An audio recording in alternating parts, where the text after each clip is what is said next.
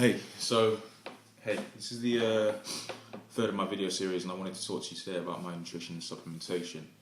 I said at the end of my last video that that's what I would be talking about, but I'm going to actually split it into two videos and go with the supplementation first and the nutrition second. So I've gone ahead and I've taken all my products out of the cupboard and I've laid them all out just here out of shot, and I'm going to go through them systematically until we've covered all of them. So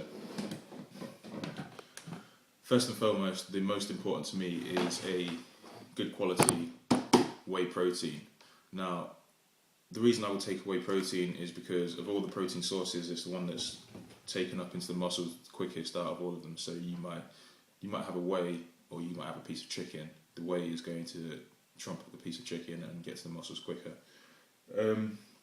So there are different types of protein that you can take. You can take a concentrate, which is the lowest quality of the three. The isolate, which is in the middle and in fact a very good quality protein, and a hydrolyzed whey protein, which is the creme de la creme, so to speak. So when would I take a whey protein? I would take it immediately post workout. This is, as everybody knows, you do your exercise, you take your whey shake. Again, the second time I would take this product, and most people don't actually tend to do this, is immediately first thing in the morning. Reason being, your body will have been in a state of fasting throughout the night. You might take some casein, which we'll get onto later on, the night before you go to sleep. But a whey protein, you will have been in a period of fast, and a whey protein will get your muscles that sharp protein source immediately upon waking. So first thing in the morning, before I even brush my teeth, I'll come downstairs, I'll have my whey shake, and I'll go away and shower and get ready for my day. So the second protein, and because I've just mentioned it, it's not the second most important probably, but the second one I'll go over is casein protein. Now, when we produce cheese, there are actually two byproducts. The first one is whey, which I've just gone over, and the second one is casein. They're both different types of protein. They're both very high in protein. The first one is immediately absorbed, like I said, and the second one is actually a very slow release protein. And the reason is because when it actually hits your stomach, it reacts with your stomach acid and it forms a kind of gel. This gel is broken down quite slowly, and it's a steady source of amino acids and protein for your muscles. So when I would take this kind of protein supplement is, let's say I'm dieting quite heavily and I want something in between meals. This would be the kind of product I would take, because it will provide me with steady release protein. It will fight off hunger for a couple of hours at least, and it will help me with getting that steady source of protein. Another time that I would take it, and probably the most common time to take it, is right in the evening before you go to bed. Reason being because, as I said previously, that when you sleep, you're in a period of fasting. You are recovering, just when you do your most recovery, but you're in a period of fasting until the morning when you then have your next meal. There's not many times where you go 6 or 7 hours, even 8 or 9 hours without eating, is there, in the daytime. So through the night before you go to bed, I would have casein, and then it'd probably be 3, 4 in the morning before I run out of this source of protein. So that's one I recommend, also along with whey protein. The third one I would recommend is L-glutamine. Now, L-glutamine is a amino acid that is non-essential, and it's non-essential because your body can produce it itself based on the other compounds within the body. For strength training athletes and bodybuilders and anyone who's involved in high intensity exercise, L-glutamine can actually become essential because we use so much of it within our bodies that we have to look to external sources to kind of make up that difference. So L-glutamine is something that can help take you out of a catabolic state because it promotes resynthesis of protein. It's also good for immune health. And last point,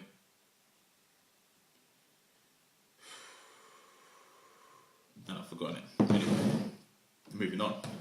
I would get yourself some L-glutamine because believe me, is a great product for recovery. Glucosamine. Now, this isn't one of the most important ones, but it's one that I like to include because from all my heavy weight training, I started to find that my joints were getting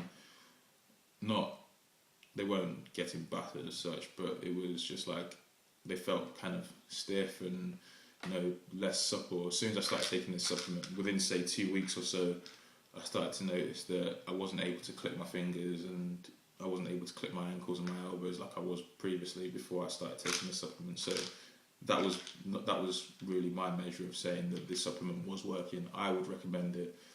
A lot of people have said that then they question the efficacy of this product, and some studies would argue that this product is effective. But for me, it works for me. I take it, and it's one that I personally would recommend to, say, my friend in the gym and say, what supplements? I need something to kind of help me with my joints. I would say glucosamine is something that I would start with.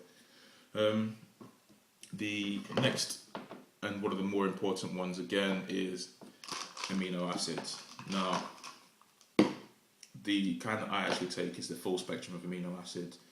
I won't list them all because there's, I think, 18, and it'll take me ages to go through all of them. So this is the full spectrum of amino acids, and I actually take this with meals and then pre and post workout. I would consider swapping this one out with a BCAA specific supplement. So the BCAA contains a 2:1 ratio of leucine. There'll be two parts leucine to 1 part isoleucine and 1 part valine. You can actually buy those separately if you look in the right places and mix your own. If you have, say, scales, for example, you can mix your own and add it to your pre-workout or post-workout shake. I would consider swapping that out because some of these are non-essential, so you don't necessarily need them all the time, whereas the BCAAs are actually made up of solely essential amino acids, so they're great pre and post workout, and they help shuttle amino acids to the muscles while you're exercising to improve your strength, improve your endurance, and improve your recovery. Another one that I like to take is a multivitamin. Now, this is something that I like to take because it's possible that from all my strength training I might be having a shortfall on one day it might be vitamin C and the next day it might be zinc, and this helps pick up the slack. So I'm confident in the fact that from my nutrition I'm getting most of the micronutrients that I need, but if on any given day that I don't get those requirements, the multivitamin picks up the slack for me. Another product that I like to take is ZMA. This is supposed to be a nighttime protein. What am I talking about? A nighttime supplement. Take it on an empty stomach. The best way to take it apparently is on an empty stomach before you go to bed, 2 or 3 hours before you go to bed. I actually don't know how good a product this is. This is something that I got for free, and I thought I'd include it into my stack. So far, I'm not really sure of the results that I've had, as I've not really been monitoring it kept too closely.